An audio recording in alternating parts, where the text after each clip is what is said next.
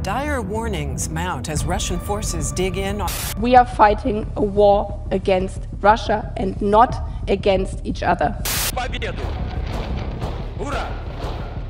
World War III, ito ang salitang nagpipikay ng takot sa buong mundo na tila baga umiiral na sa iba't ibang panig ng mundo ang pagputok ng pangatlong World War. At ito rin ang babala ng isa sa mga pinakamakapangyarihan na presidente sa buong mundo, ang presidente ng Russia na walang iba kundi si Vladimir Putin, na siya'y nagpabala ng World War, isang nakakilabot na mensahe sa pagpasok ng bagong taon 2024. At ngayon, lalo pang umigting ang takot sa buong mundo, lalo higit sa Germany, nang mag-leak ang isang dokumento patungkol sa pagsisimula ng World War na ito'y uumpisahan daw ng Russian President na walang iba kundi si President Vladimir Putin. Atin itong pag-usapan, mga kaibigan.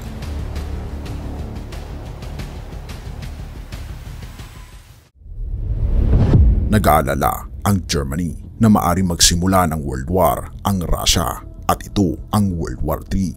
Ito'y ayon din sa ulat ng NDTV.com.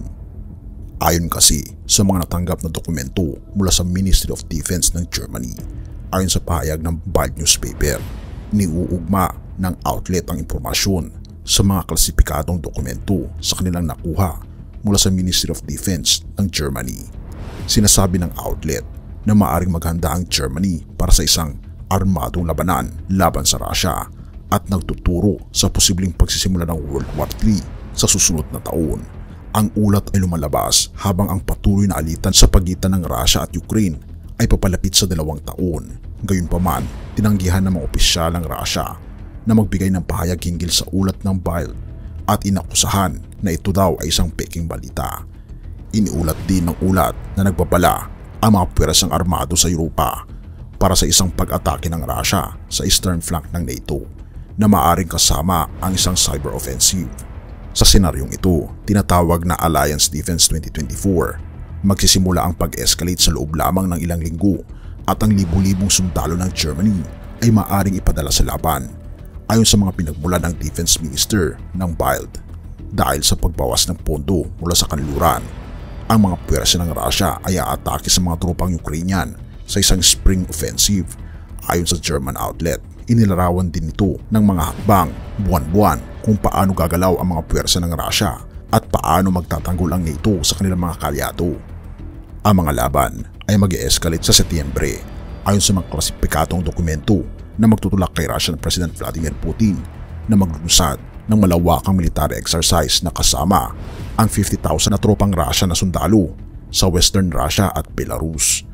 Ayon sa mga dokumento, maaaring magmobilisa ang Russia ng tropa at mid-range missiles patungo sa Kaliningrad sa Disyembre sa isang teritoryo ng Russia na matatagpuan sa pagitan ng mga bansang NATO na Poland at Lithuania. Sinabi rin ng Bild na sa pamagitan ng Disyembre, maaaring gamitin ng Russia ang eleksyon ng Pangulo ng United States of America bilang pagkakataon upang kumalat ang kanilang propaganda at magdagdag ng karahasan. Ayon sa dokumento, ang NATO ay magtutungo ng mga hakbang para sa mapaniniwalang paghahadlang sa Mayo 2025 bilang tugon sa pag-akyat ng mga tropang Russian at upang pigilan ang labanan sa pagitan ng mga tropang Russians at kanluranin. Hininga ng Russian news agency na TSS si Kremlin spokesperson Dmitry Peskov ng pahayag hinggil sa ulat, ngunit hindi ito nagbigay ng komento. Nitong mga huling panahon, ang pahayagang ito ay laging naglalabas ng iba't ibang peking balita at hindi totoo, dagdag pa ni Mr. Peskov, na kung ating mapapansin, kaibigan, ang panahon ay malapit na. Kaya naman, isaalang-alang natin ang presensya ng ating Panginoong Diyos sa ating puso na lagi nating isipin ang ating Panginoong Kristo sa pagkakataong ito.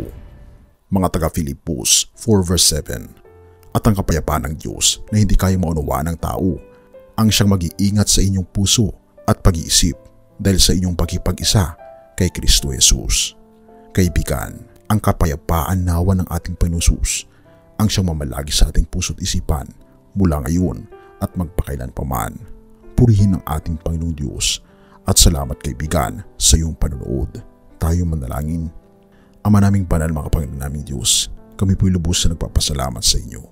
Salamat, Panginoon, sa inyo pong pagmamahal sa amin. Salamat po, Panginoon, sa kapayapaan na binibigay ng aming Panginoon Kristo.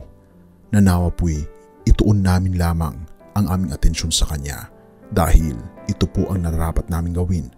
Dahil sa Kanya lamang kami makakuha ng lakas, makakuha, Panginoon, ng kapayapaan na hinahangad po ng lahat. Salamat po, Panginoon, sa inyo pong pagmamahal sa amin at sa kapayapaang binibigyan niyo sa amin. Nanawa, Panginoon, tulungan kami na manampalataya hanggang sa huli at tulungan niyo rin po, Panginoon, ang mga iba't ibang bansa na magkaroon ng kapayapaan. Salamat, Panginoon, sa pagdinig ng aming mga panalangin at patawarin po kami sa lahat ng aming pagkukulang at pagkasala sa pangalan ni Jesus. Amen.